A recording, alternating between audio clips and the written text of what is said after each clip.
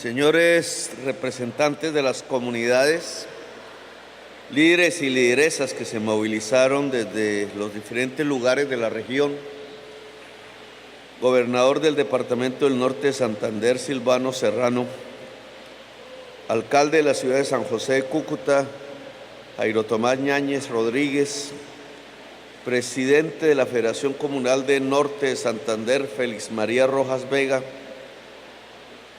presidente de la Federación Comunal de Cúcuta, Hugo Alberto Rey Contreras, rectora de la Universidad Francisco de Paula Santander, Sandra Ortega Sierra, funcionarios del Gobierno Nacional, congresistas de la República, representantes de los organismos internacionales acreditados en Colombia, organismos de control, mandos regionales de las fuerzas militares y de la Policía Nacional, alcaldes municipales, funcionarios del gabinete departamental y municipal, diputados y concejales municipales, directores, docentes y estudiantes de las diferentes instituciones educativas, medios de comunicación locales y nacionales, y en general a toda la comunidad que hoy nos acompaña.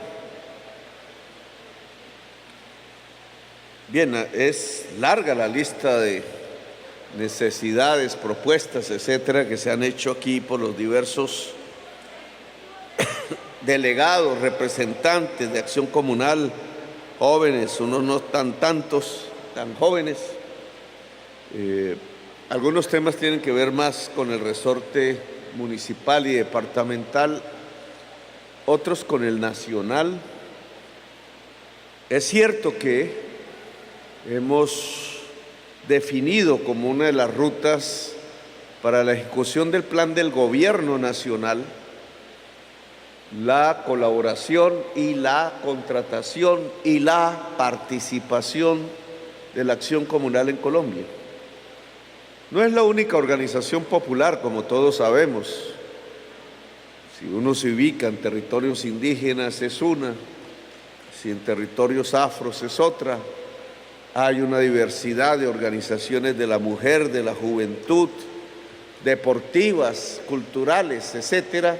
Hay una vida al interior de cada comunidad que no se puede desconocer en su diversidad. Lo que nosotros queremos es que se potencie. Pero sí hemos encontrado que una organización popular, que data ya de hace décadas, antes de que yo naciera incluso, pero que tiene un cubrimiento nacional, tanto en el campo como en la ciudad, en unas partes más fuertes que en otras, indudablemente es la Acción Comunal. Y en esa medida hemos querido hacer una alianza con ella, independientemente de sus maneras de pensar, independientemente del promedio de edades. Yo creo que la organización popular que se representa en la Acción Popular es importante para la implementación del programa de Colombia Potencia Mundial de la Vida. Y por eso ya nos hemos reunido en varios lugares con personas como ustedes, tratando de estimular y de ver dónde están las dificultades hoy que impiden que eso se pueda potenciar. El plan de desarrollo ya se presentó, será discutido por el Congreso de Colombia, pasó por cerca de 50 cabildos o asambleas populares regionales. Más o menos 250.000 personas participaron allí. Allí consignaron ideas, propuestas, anhelos, sueños para su territorio. Creo que uno de los problemas fundamentales que tiene la paz, la construcción de la paz, es cómo hacer que un territorio excluido, empobrecido, pauperizado, usado incluso para el tráfico de economías ilegales, pueda convertirse en una región próspera. Si ese clic que debe producirse en la historia del país no aparece, si la región sigue siendo olvidada, si a pesar de no sé cuántas firmas de acuerdos de paz, el territorio sigue siendo el mismo, abandonado, excluido, sus juventudes abandonadas, su campesinado prácticamente acorralado, no veo opciones de paz. Hay un tema que tiene que ver con el territorio y la paz. Y eso que tiene que ver con el territorio se llama prosperidad, si queremos ponerle esa palabra un poco usada. Significa lo mismo, que la gente pueda vivir mejor, de acuerdo a cómo la gente quiere vivir. No se trata de una imposición, no es como yo creo que la gente puede vivir mejor, sino cómo en realidad la gente de ese territorio siente que sus posibilidades de existencia mejoran respecto al pasado y que puede tener esperanza sobre lo que puede pasar con sus hijos o con sus nietos. Y ese estudio implica participación comunitaria. Implica que la organización popular debata cómo es que se hace. Una de las mejores experiencias que he tenido en este gobierno es la reunión que hicimos precisamente en el Catatumbo con diferentes organizaciones, fundamentalmente campesinas. Allí afloran los problemas de Colombia. Cada región es diferente, pero indudablemente en muchas se encuentran problemáticas comunes que hay que abordar. Hacer del Catatumbo una región próspera es un buen interrogante, por donde comenzaría o donde yo solicitaría comenzar. ¿Cómo podría ser el Catatumbo una región próspera? De eso trató nuestra reunión allí con miles de campesinos y campesinas de toda la región. Pero podríamos también hacer esa misma pregunta hacia Cúcuta, por ejemplo. ¿Y cómo Cúcuta podría ser una ciudad próspera? E indudablemente hay elementos que indicarían dónde apoyarse y hay problemas que nos surgirían de cómo podrían obstaculizar ese camino. El Catatumbo es una región situada casi en el corazón entre el lago de Maracaibo y el río Magdalena, con una riqueza paisajística y de tierras indudable, de agua, como aquí bien dijeron, que es la base prácticamente de todo. Sin agua estamos en otra circunstancia.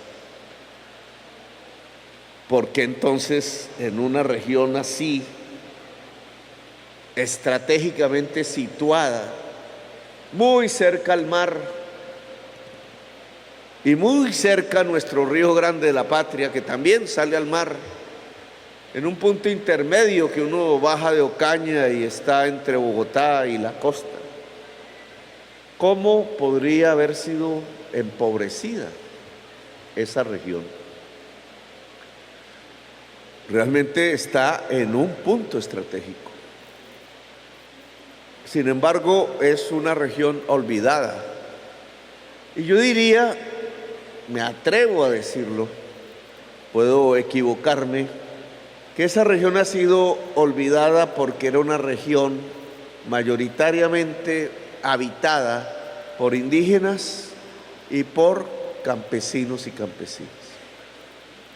No era una región de terratenientes, creo que aún no lo podemos llamar así. No era una región de familias que se apoderan de todo y entonces terminan con sus representaciones políticas allá en el Congreso de la República determinando las leyes y las inversiones. Las inversiones iban para un lado, pero no para otro lado. En cierta forma, en el Catatumbo se puede medir la exclusión de una parte de la sociedad que por no haber nacido en cuna de oro, por tratarse de campesinos y de campesinas, simplemente no ha tenido la mirada del Estado. La han dejado olvidada cuando tiene un potencial enorme de enriquecimiento, que no es a partir de la palma, que no es a partir de la minería, si existan minerales debajo del suelo, que seguro los hay, carbón, etcétera, sino que tiene que ver con el agua y con la capacidad de esa población de producir alimentos.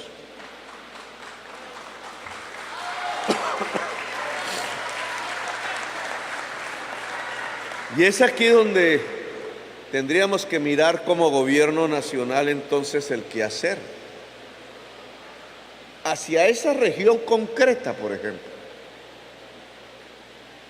La propuesta más aplaudida en la reunión que les comento fue la universidad. En cierta forma, los padres, las madres campesinas saben que si allí se expande un proyecto de educación superior para sus hijos, hijas, las posibilidades de la violencia se alejan. Miren qué sabiduría popular, porque si yo pusiera el tema en cabeza de los funcionarios de Bogotá, me hablarían de las negociaciones entre los grupos, los protocolos, la experiencia que se ha tenido en esos temas, que no es que haya que pasarla de largo, pero quizás no mirarían los aspectos sociales del territorio. Quizás una universidad ya haga más por la paz que 10 acuerdos firmados con grupos armados, sin que sean antagónicos, porque no son dos ideas antagónicas, sino que no le hemos dado la debida importancia a lo que significa la prosperidad de una región. Claro que si allá la juventud se educa en niveles superiores, la producción de la tierra mejora en el tiempo. El saber se vincula a la producción. Claro que si hay un Estado que no le da la espalda al campesino y a la campesina, puede haber un mejoramiento de las condiciones de riqueza de la región. Claro que si yo pongo, no es por echar vainas aquí, pero si yo pongo como una prioridad la construcción de la carretera de la frontera o de Maracaibo, depende del otro gobierno, hasta el río Magdalena, esa troncal del Catatumbo podría ayudar a enriquecer la región. A veces me pregunto, estudiando uno de mis debates, ¿y por qué se prefirió hacer la transversal Gamarra-Ocaña de la famosa Ruta del Sol 2, que tantos dolores de cabeza nos ha traído porque fue el escenario de uno de los hechos de la corrupción más grandes del tema de Odebrecht? ¿Y por qué nunca se pensó precisamente entre esa carretera o entre Ocaña y la frontera con Venezuela? ¿Por qué se pensó allí? No es que le tenga nada contra Gamarra ni contra el punto en que cruza la carretera hacia la costa junto al río Magdalena, sino porque se olvidó lo que había de Ocaña hacia el oriente. Y la verdad, ahí aparece la visión de exclusión del poder en Colombia. Es que querían Gamarra Ocaña porque en Gamarra había un puerto de la familia de una ministra. Y querían esa extensión porque había la oportunidad de unas comisiones que de manera muy laxa entregaban los contratistas de la obra. Y en cambio entre Ocaña y de ahí para el oriente, pues lo que habían era campesinos. No les interesó. Y así se van encontrando las causas por las cuales una región puede ser olvidada. Una historia se podría construir en otros territorios, pero yo creo que es el comienzo, no partimos de cero, indudablemente, de una mirada al territorio de una manera diferente que tenemos que concretar. Si este gobierno no es capaz de hacer la universidad, no sirve para nada. No sirve para nada, ¿para qué? Allá está un lote, ahora aparecieron una serie de fases de la universidad, que dónde está el estudio de pertinencia. Parece que las universidades públicas no se habían puesto en la tarea de hacer estudios de pertinencia de su propio territorio, lo cual es lamentable, porque una universidad, claro, es entendible, porque si nunca le daban un peso a una universidad de más, pues ¿qué iba a pensar la universidad? ¿Cómo iba a ser su plan de expansión en el territorio? Pero es lamentable, porque el papel de una universidad es ver qué tipo de estudio amerita la producción, la cultura, los habitantes de una región determinada cerca de su entorno. Las universidades públicas del norte de Santander deberían tener esto ya listo, pero no lo tienen. Y toca hacerlo, pero entonces nos gasta el tiempo que podíamos habernos ahorrado si esto ya existiera y empezáramos la construcción concreta de la Universidad del Catatumbo. Y así, digamos, es el conjunto de los problemas que hay que ir superando. Si nos midiéramos alrededor del tema de Cúcuta, más complejo indudablemente, la ciudad de la frontera, uno diría, bueno, ¿qué hemos hecho? Hemos abierto la frontera. Por ahí he visto los datos del cruce de camiones y de mercancías de un lado y del otro. Bueno, la apertura de la frontera automáticamente no generó un proceso de enriquecimiento, digamos, de la ciudad. Todos sabemos que la importancia de Cúcuta desde hace mucho tiempo tiene que ver con estar situado en la frontera.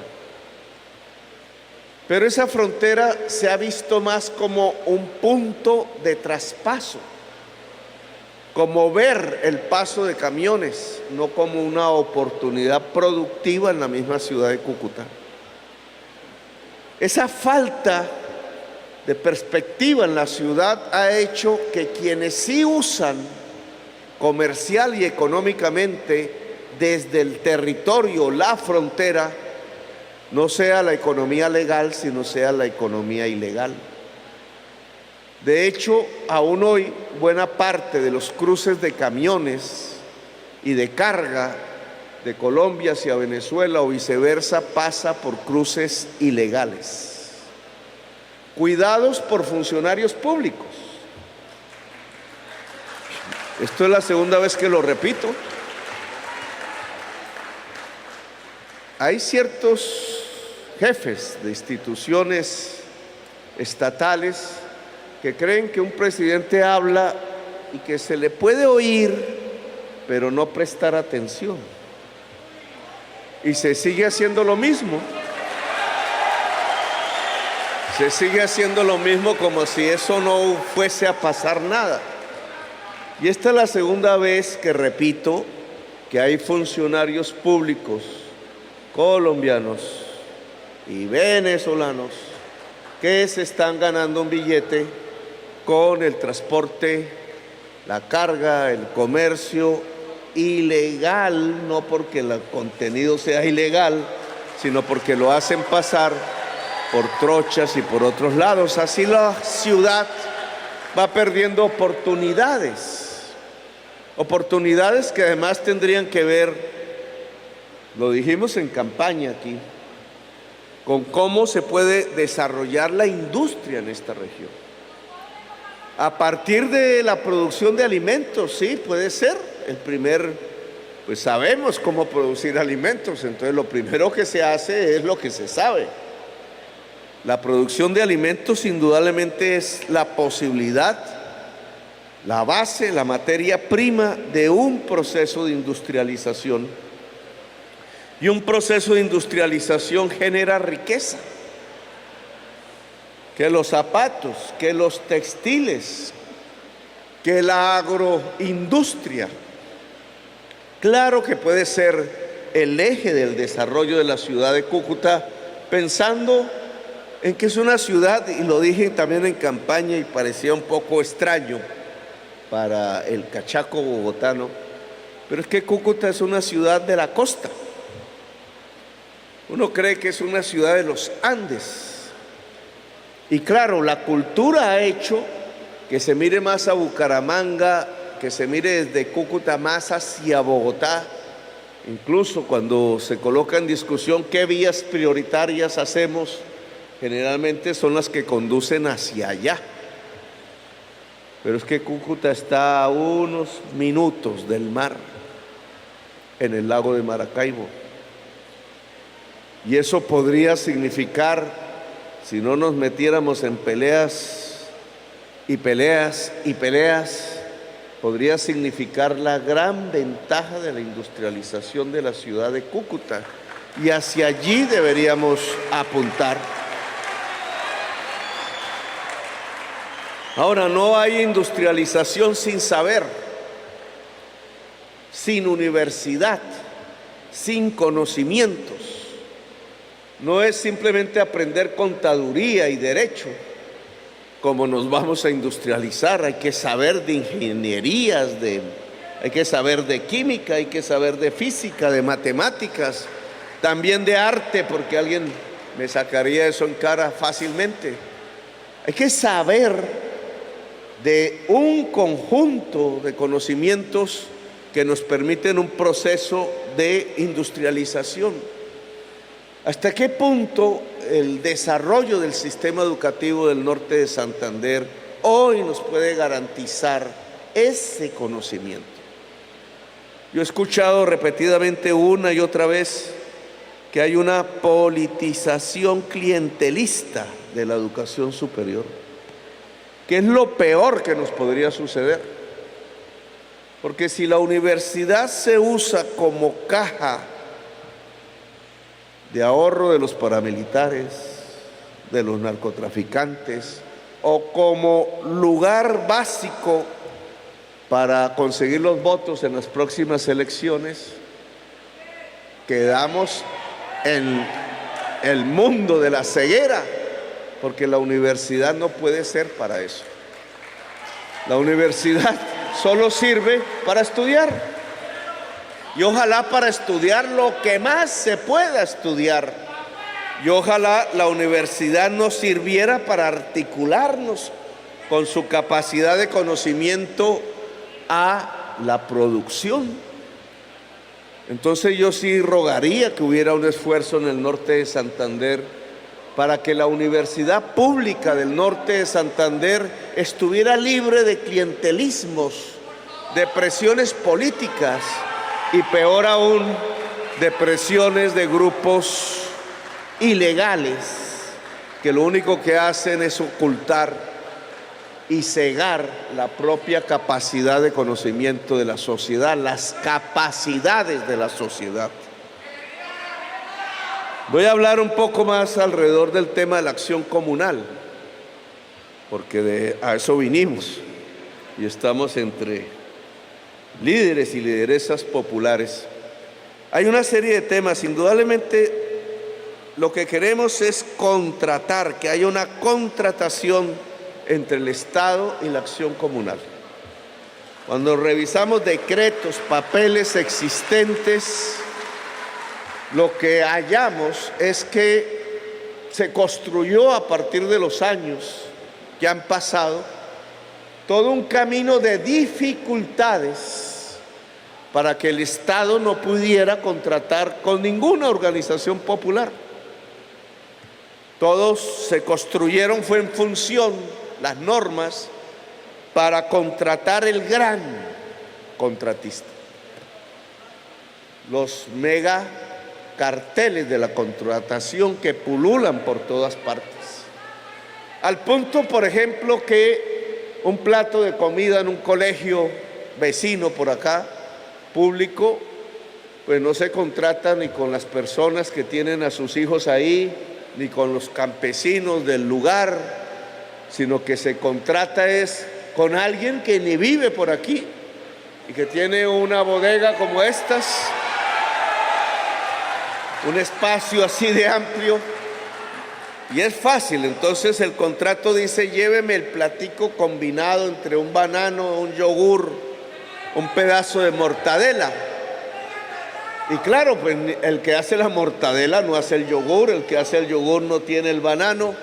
Los productores mismos de esos elementos, de esos alimentos, pues no pueden ofrecerle al colegio los platos, sino es un nuevo actor que combina, no produce nada, sino simplemente contrata un poco de señoras con contratos a 2 y 3 meses, los mete en la mesa y ponga en el plato un plátano, un pedazo de mortadela, un yogur.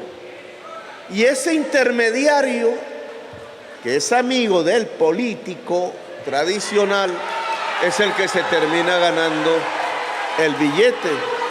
Incluso se termina ganando el billete de tal manera que le quita medio plátano al niño, que le da un yogur pasado, que la mortadela resulta que es de burro y no es de vaca ni de cerdo, y tenemos los problemas que incluso afectan la nutrición de nuestra propia niñez. Se roban la comida de los niños. Eso tiene que cambiar, Gustavo, mi tocayo, que está en la frente del tema, no este tema, sino eso tiene que cambiar. La estructura de contratación del PAE tiene que cambiar y eso tiene que ser normas, porque la comida de nuestros niños en una región determinada bien puede ser la comida que se produzca en la región, enriquece a los productores porque les compra el Estado, y la comida puede ser indudablemente más nutritiva y más sabrosa, sobre todo si los padres de familia están al frente del proceso de la alimentación de sus niños. O vamos a poner otros temas en donde la contratación se vuelve importante. Si mejoramos la facilidad con que el Estado contrata a la organización popular. Claro, es que si un Estado contrata a la organización popular se vuelve más poderosa. Y ha existido una élite política, fundamentalmente en el Palacio de Nariño, que le tiene terror a que la organización popular sea más poderosa. Ellos creen que el yupi nacido en cuna de oro debe ser más poderoso que una organización de campesinos, que una organización comunal barrial. Y eso no puede ser en una democracia. Por tanto, derribar esas barreras que hoy impiden la contratación con la organización popular es fundamental. ¿Qué podríamos contratar? Aquí han mencionado un tema que lo encontramos de primera mano, con experiencias ya logradas, que es las vías terciarias, generalmente del mundo rural, en donde la acción comunal puede garantizar que el dinero no se pierda y que la vía sea más eficaz. Ese es un primer punto que ya ha sido una directriz, está en el plan de desarrollo, a las entidades que tienen el dinero para la contratación, como el Invías y otras, pero que tenemos que verificar que se haga. En estas reuniones ya deberíamos decir, bueno, las vías en norte de Santander son tales, no podremos todas porque el país no es rico, y se ha contratado con las acciones comunales tales, y vamos en estos avances. No para que quede en discurso, porque si no quedamos siempre repitiendo estas mismas cosas, pero no hay una sola vía que se esté haciendo en el norte de Santander. Ese cuidado hay que tenerlo a medida que va avanzando el tiempo, para que sepamos, bueno, hasta dónde llegamos, hasta dónde ese mejoramiento de vías que llaman terciarias, yo las llamo vías campesinas, realmente se está adelantando en la región. Hay otros temas que no hemos avanzado mucho, pero que se convierten en oportunidades de acuerdo a las normas. Y aquí yo creo que tiene que ver con una transformación de la acción comunal. Cuando yo era un niño, un joven, un adolescente ya con inquietudes políticas, miraba las acciones comunales del pueblo donde yo estaba, que era Zipaquirá. Y era gente de edad. Se dividían que entre liberales y conservadores, porque así era la política de ese entonces, el bipartidismo. Y les ayudaba el municipio, pero esas ayudas dependían políticamente de la política del alcalde, que ni siquiera era elegido, sino que lo nombraba el presidente. La acción comunal era la correa de transmisión de la política tradicional en Colombia. Eso quedó en el pasado. La acción comunal incluso fue olvidada. Subsiste, no sé cómo, pero en realidad no volvió a tener la primacía que tenía antes. Ahora es que estamos hablando de nuevo del tema, pero a mí me parece que la acción comunal debe tener unas reformas, tocayo.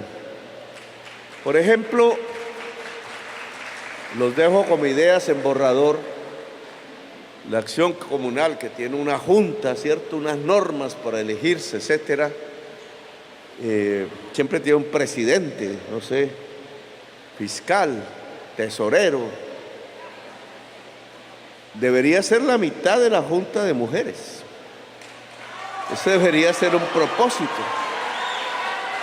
Aquí los hombres no aplauden tanto, pero si la Junta de Acción Comunal se feminiza, no en el sentido de que se excluyen a los hombres, sino que tiene igualdad de condiciones la mujer y el hombre, hay una serie de problemas que el hombre no ve, que los hombres no vemos, que las mujeres sí ven.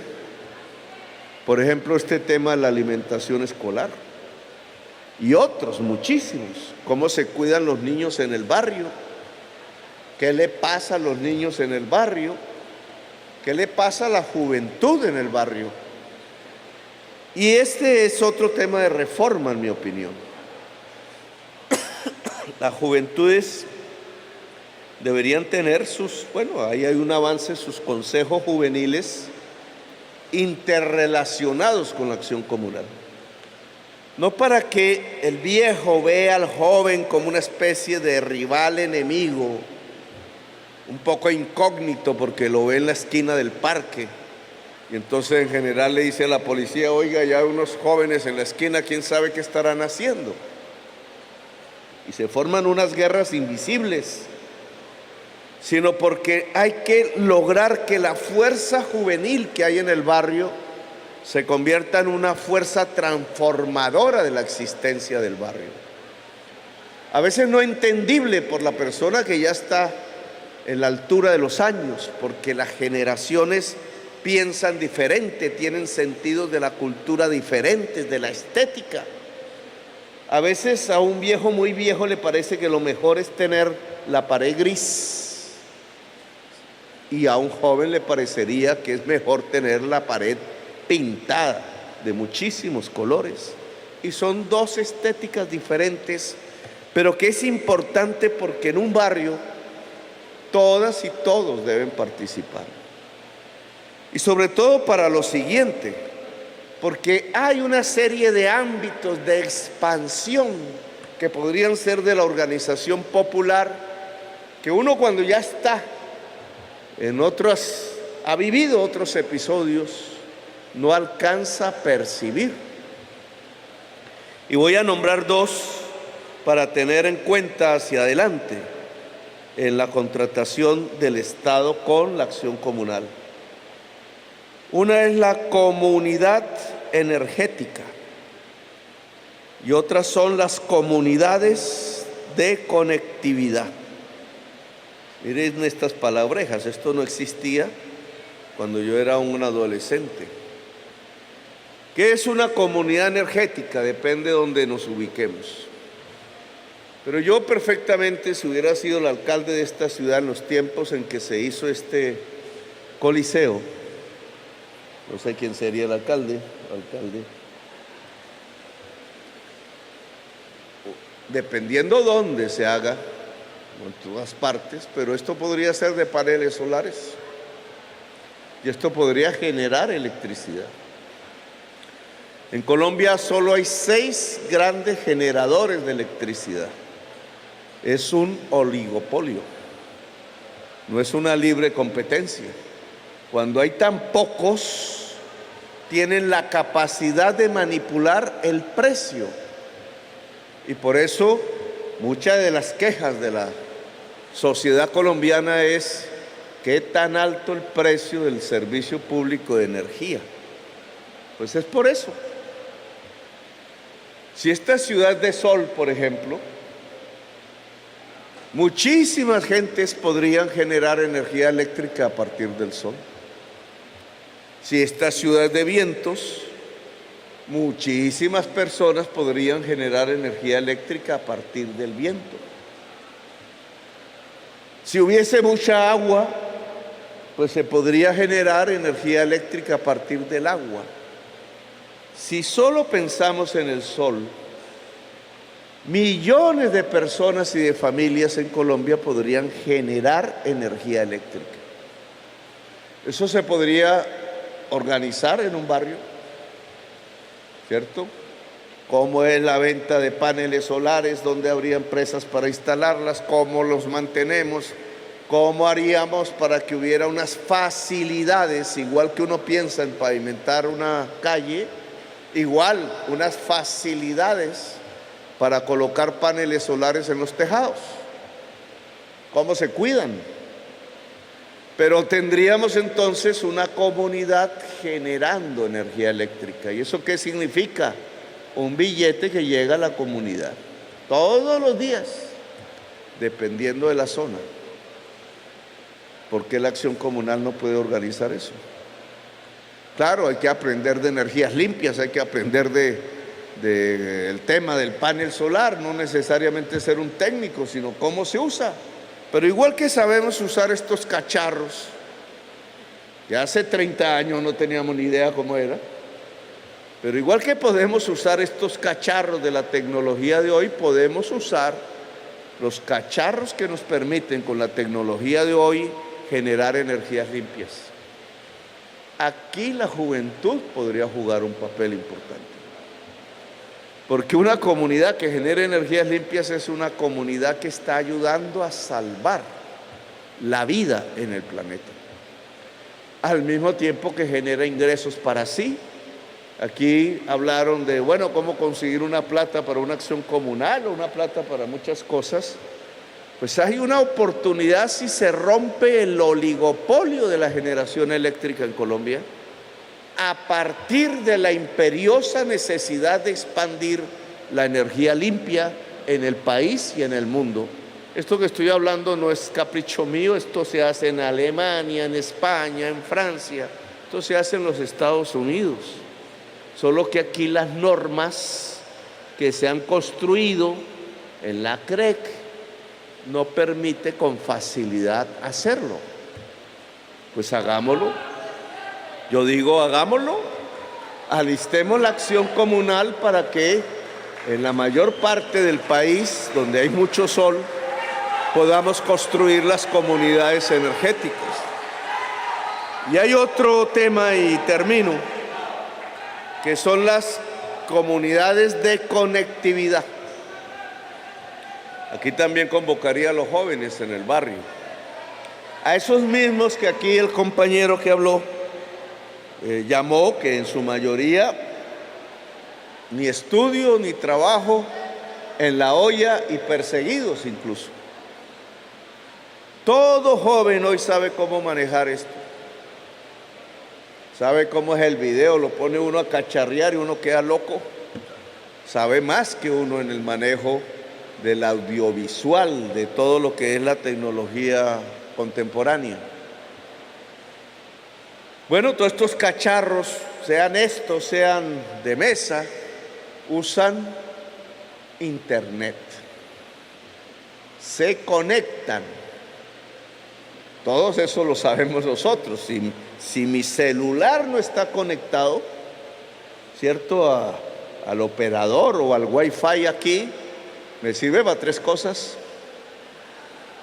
Me sirve para tres cosas. Este cacharro opera si hay un sistema de conexión. Ese sistema de conexión es una red. Hay diferentes tecnologías, pero la más fácil es la fibra óptica. Si aquí llega una fibra óptica, hay un aparatico, irradia, sin que nos lo veamos, una señal, y entonces uno con la clave coge el wifi, ¿cierto? O el wifi, como queramos llamarlo. Y esas redes de fibra óptica, ¿quién las pone? Entonces estamos acostumbrados a que es Claro, o Movistar, o no sé qué. ¿Y por qué no la puede poner la Acción Comunal? ¿Por qué la juventud no puede ir esa necesidad de conectividad? Porque no puede impulsarla. ¿Cuándo hacíamos eso? Con los parabólicos, yo le llamo. En toda parte habían los parabólicos, que eran unos señores muy audaces, a veces señoras, que ponían unas antenas inmensas. De ahí salía una red de fibra óptica a las casas y vendían servicio de televisión. La televisión que uno no veía normalmente la podía ver por el cable. Ellos se fueron transformando porque esa misma red de fibra óptica, que ya no es tanto para vender servicio de televisión, les servía para vender paquetes de internet, de comunicaciones. Esto se puede conectar a eso mismo y funciona. Y funciona a alta velocidad. Bueno, ¿por qué no podemos organizar las comunidades de conectividad en cada barrio, en las regiones donde no llega ni Claro ni Movistar, y brindar nosotros mismos el servicio de telecomunicaciones e incluso, no solo para ver qué nos muestran aquí, sino para que los jóvenes del barrio, las jóvenes hagan el arte y lo transmitan y se pueda construir? Es una comunidad que no solo recibe información, sino que entrega información en todo el país. Eso sería el surgimiento del poder popular. El poder popular es cultura propia. El poder cultural es economía propia y el poder popular es autonomía política propia, para que no nos metan los dedos en la boca como nos los han metido durante tantas décadas en la historia del país. Dejo esto como inquietudes, no me voy más porque nos están esperando por allá el otro gobierno del otro lado de la frontera, a ver cómo se mejoran las condiciones de la frontera. Pero dejo todas estas inquietudes, recojo las de ustedes para que vayamos impulsando lo que significaría la nueva acción comunal y el poder popular en Colombia. Gracias por haberme escuchado, muy amables.